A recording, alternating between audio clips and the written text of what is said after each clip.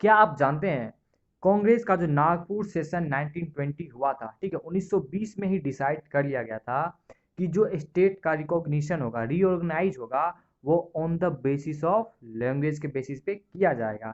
Board में ये question पूछ चुका है और सैंपल पेपर में भी बहुत बार ये क्वेश्चन दिया गया है कि आप लोग बताइए कि on the basis of language कब डिसाइड किया गया था कि ये चीज़ होगा। तो आप लोग लिखिएगा कांग्रेस के नागपुर सेशन 1920 में हुआ था। 1 मार्क्स में ये बहुत ही इंपॉर्टेंट क्वेश्चन आपका बनता है चैप्टर 1 से। सेकेंड फैक्ट देखते हैं, Meghalaya was carved out of Assam in 1972, ठीक है।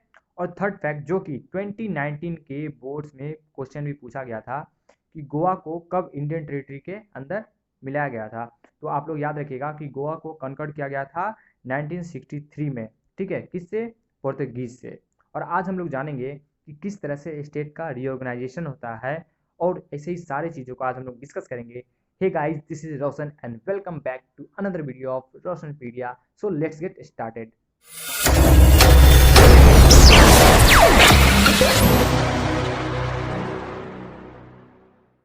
Explain the process and basis of the reorganisation of states of India. तो ये क्वेश्चन आपका बोर्ड में, ठीक है, 6 मार्क्स का आएगा, ठीक है, एकदम ध्यान रखना है। 6 मार्क्स में ये बोर्ड से आपसे क्वेश्चन पूछेगा, तो इसका बहुत ही अच्छा सा आंसर लिखें, एकदम डिटेल एनालिसिस। आप लोग चाहे तो पूरा का पूरा पॉइंट भी लिख सकते हैं या फिर जो ध्यान में रहे आप लोग बस याद रखिएगा। तो ये सबसे पहले चालू होता है विशाल आंध्रा मूवमेंट से। तो इसका बैकग्राउंड देखते हैं। 1920 में भी जैसे कि डिस्कस किए कि कांग्रेस डिसाइड किया गया था अपनी मीटिंग में कि लिंग्विस्टिक प्रिंसिपल के बेसिस पे किया जाएगा स्टेट का रिऑर्गेनाइजेशन। लेकिन आज़ादी होने के बाद, ठीक है, जो लीडर्स थे कांग्रेस के, उनको डर लगने लगा था कि अगर हम लोग ऐसा करते हैं, स्टेट को कार्व्ड आउट करते हैं on the basis of language, तो कहीं ना कहीं डिसरप्शन हो सकता है। इसीलिए इस चीज़ को वो लोग पोस्टपोन कर देते हैं। बट होता क्या है कि डिसीजन को चैलेंज कर दिया जाता है लोकल लीडर्स के द्वारा। कहाँ पे? आंध्र प्रदेश में, ठीक है। अभी है आंध्र प्रदेश, लेकिन उस समय वो एक कंबाइंड स्टेट हुआ करता था। और हुआ क्या, वाइड स्प्रेड प्रोटेस्ट होने लगा था और इस प्रोटेस्ट का नाम था विशाल आंध्रा मूवमेंट, जो कि आंध्र प्रदेश में चालू हुआ था। और वहाँ का जो लीडर थे, ठीक है, पोट्टी सिरारामुलु, वो कांग्रेस के लीडर थे और साथ ही साथ अब वेटरन गांधीयन, ठीक है, एकदम गांधी के रूल को फॉलो करते थे। और वो एक इंडिफिनिट फास्ट पे चल गए, that led to his death after 56 days, यानी कि 56 दिनों तक उपवास करने के बाद उनका क्या होता है, देहांत हो जाता है। और ये चीज़ लोगों में आक्रोश, गुस्सा, ठीक है, एकदम बहुत जोर से, मतलब मूवमेंट में क्या बोलते हैं, एक चिंगारी तो था, आग लग जाता है और लोग एकदम पूरा जम के प्रोटेस्ट करने लगते हैं, मूवमेंट करने लगते हैं कि हमको एक सेपरेट स्टेट चाहिए आंध्र प्रदेश का। और दिस कॉज ग्रेट अनरेस्ट, ठीक है, बहुत ही ज़्यादा पॉलिटिकल अनरेस्ट हो गया और रिजल्टेड इन वायलेंट आउटबर्स्ट, बहुत ही ज़्यादा तबाही मतलब होने लगा था। और एक separate state of Andhra Pradesh को फॉर्म कर दिया गया था दिसंबर 1952 में।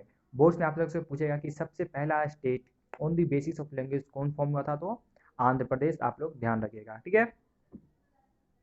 बट अब क्या होता है भारत में कि अरे भैया एगो ई किया है तो मेरा नहीं होगा, हाँ, यही होता है भारत में। तो this event spurred the struggle in other parts of the country.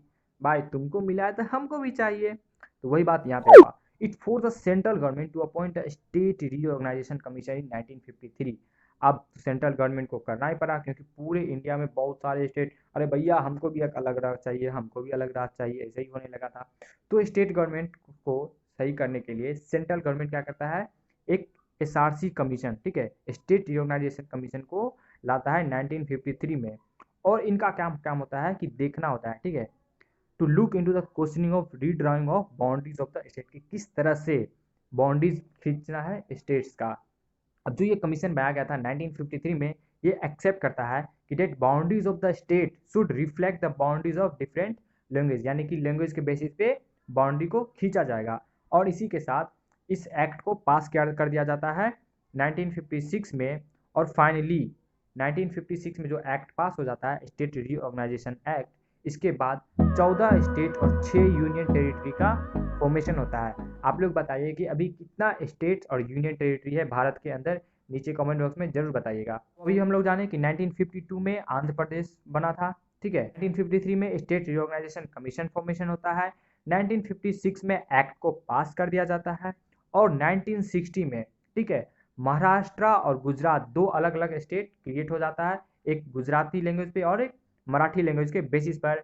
फिर 1963 में, ठीक है, नागालैंड का फॉर्मेशन होता है, यानी कि नागालैंड अब क्या बन जाता है, एक स्टेट बन जाता है 1966 में, ठीक है। एकदम क्रोनोलॉजी आप लोग ध्यान रखिएगा, जो अमित शाह कहते हैं आप क्रोनोलॉजी को समझिए, तो आप लोग को भी यहाँ पे क्रोनोलॉजी को समझना है। 1952 विशाल आंध्रा मूवमेंट, तो आंध्र प्रदेश का फॉर्मेशन। 53 में कमीशन बैठता है। 56 में एक्ट पास होता है। और 60 में महाराष्ट्र एंड गुजरात, देखिए यहाँ पे क्या है, महाराष्ट्र हो गया आपका, यहाँ पे गुजरात है, तो आप लोग यहाँ से आप चलते रहेगा तो आप लोग को क्रोनोलॉजी समझ में आएगा। तो देखिए उसके बाद क्या हुआ कि 1966 में पंजाब बन जाता है, ठीक है। देखो यहाँ पे 1963 हो गया आपका, ठीक है ना, यहाँ पे अब 1966 है। उसी तरह आप देखिए 1963 से 66 पे आए हम लोग, ठीक है। तो 66 में पंजाब का फॉर्मेशन होता है, और लेटर हिमाचल प्रदेश और हरियाणा भी बन जाता है पंजाब से निकल कर। उसके बाद 1966 के बाद हम लोग चल जाते हैं इधर ईस्ट में, यानी कि अब आ जाएगा 1972, ठीक है। तो 1972 में मेघालय का फॉर्मेशन होता है आसाम से, और मणिपुर और त्रिपुरा का भी उसी ईयर, ठीक है, क्या होता है, सेपरेट स्टेट का दर्जा मिल जाता है। और मिजोरम और अरुणाचल प्रदेश क्रिएट किया जाता है 1987 में। यानी कि अगर पूछेगा क्वेश्चन बोर्ड में कि नॉर्थ ईस्ट में, ठीक है, जो नॉर्थ ईस्ट है जहाँ पे 7 स्टेट्स है, जिनको 7 कुमारी भी कहा जाता है, ठीक है, 7 सिस्टर भी कहा जाता है, वहाँ पे फॉर्मेशन कब चालू हुआ था, फॉर्मेशन चालू हुआ था वहाँ पे 1972 में, और कंप्लीट हुआ था 1987 में। और बाद में कुछ राज्य को अलग बेसिस पे क्रिएट किया जाता है, जैसे कि छत्तीसगढ़ एमपी से क्रिएट होता है, उत्तराखंड यूपी से, और झारखंड को बिहार से कार्व आउट किया जाता है 2000 में, ठीक है, 2000 में, on the basis of regional culture. तो यहाँ पे लैंग्वेज के बेसिस पे नहीं बल्कि कल्चर के बेसिस पे डिवीजन होता है। उसी तरह तेलंगाना भी एक राज्य बनता है 2014 में। तो आप लोग को एकदम अच्छे से समझ में आ गया होगा कि किस तरह से रीऑर्गेनाइजेशन ऑफ स्टेट्स हुआ था। अगर अभी भी आपको कुछ भी डाउट है तो नीचे कमेंट बॉक्स में पूछिए, और पीडीएफ पढ़ने वक्त भी कुछ डाउट होता है तो आप लोग यहाँ डायरेक्टली क्लिक कर वीडियो को देख सकते हैं। Hey guys, thank you for watching my video and bye bye.